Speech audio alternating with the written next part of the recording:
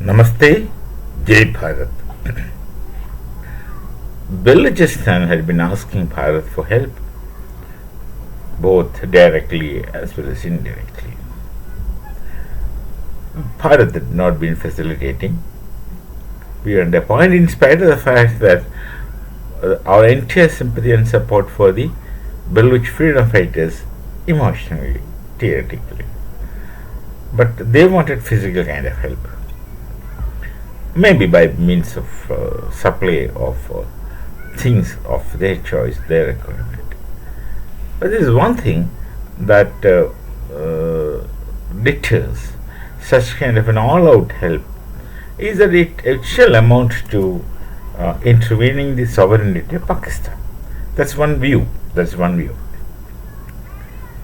And another thing is that we say that it's Pakistan occupied Kashmir when it comes to Kashmir. It's illegally occupied by Pakistan.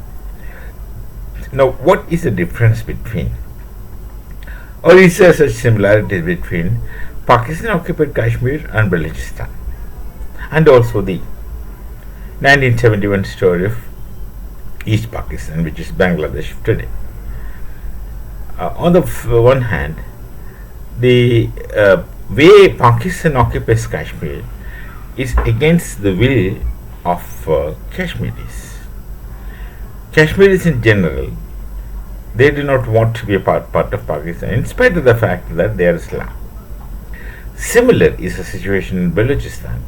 The Balochs do not want to be part of Pakistan, in spite of them being Sunni Muslims. So, the Pakistan's plea, if any, that it's Islam and it's Muslims, so we should be one, is unfounded. That's not the case. Similar is the case with Pathans, Khyber Pakhtunkhwa. They are also Sunni Muslims. So, it's not Islam that is a factor, it's other criteria which are deeper. And if someone can simply say it's religion, one, so they together, but that really is not the case, because the religion has got built-in differences in abundance. I would say in abundance, plenty. So we should intervene in Balochistan, as I think, and it has wider implications, serious geopolitical thoughts. I wouldn't be able to say with legitimacy of that kind, but what I feel is, and I think is, that we should support Balochistan, Balochi freedom fighters, because Pakistan has occupied Kashmir illegally. There is no comparison and parallel between Pakistan occupied Kashmir and Balochistan, because Balochis don't want to be part of Pakistan right from day one, right from 1948, and Kashmiris, of course, do not want to be a part of Pakistan, especially of late. Of late, when they saw the Kashmir Jammu and Kashmir is developing and are free and not suppressed, not oppressed, they were fed fear. Both Balochis and even Kashmiris were fed with fear by the Pakistan administration. Madrasa kind of beginning in that the Hindus are going to destroy your religion. That is what the normal narrative that goes on in Pakistan from then, day one, from even before 1948, 47, right after 1857, this narrative used to has taken root, which is emotionally captivated the Muslims of Bharat. The two nation theory is the result of that, Pakistan is a result of that, but that really is not the case. They haven't understood Hindus, for that matter. The Hindus don't dominate people like that. Hindus don't fight war with others until otherwise we have to react. We are not proactive in battles, we are reactive in action. And when we react, it might become more than a proactive aspect. That's the Hindu kind of reaction. So Pakistan illegally occupies Kashmir, and similarly Pakistan is also illegally occupying Balochistan, whatever may be the theories which they would present. The people of Balochistan, the Balochs do not want to be a part of Pakistan, and the Kashmiris also do not want to be part of Pakistan. This used to be the situation in Bangladesh in 1971. That's what I would like to draw a parallel.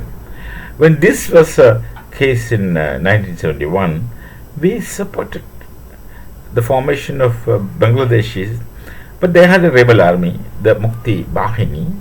They had a rebel army, and they were fighting the Pakistan army. And 93,000 Pakistani soldiers had to surrender in open surrender in front of cameras to the Pakistan, and that was a big blow to Pakistan. And Pakistan became two.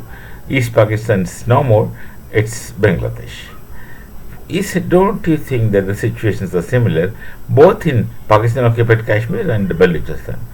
In Pakistan occupied Kashmir, the Kashmiri militants, the terrorists are having a high hand.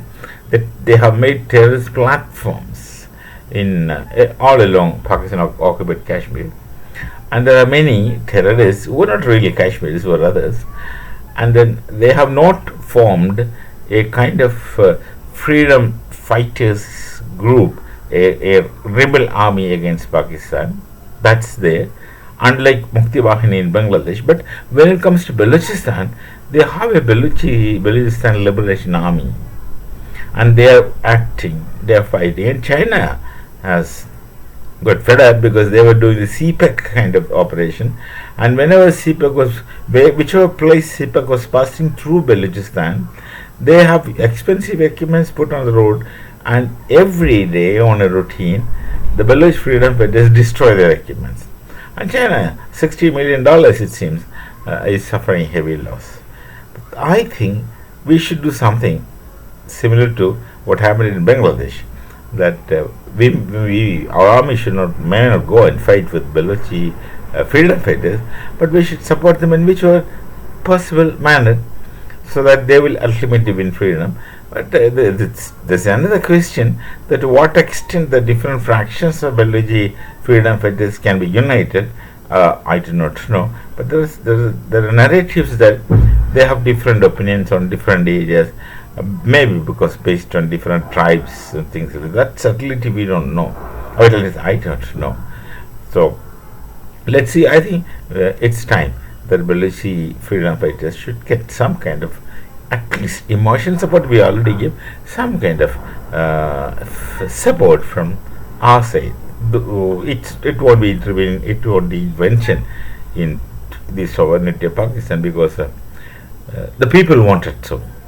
The people, not by and large, every Baloch wanted to be independent of Pakistan. They don't want to be with Pakistan. Almost similar is the case in Kashmir. Balochi cause is much stronger than Kashmir.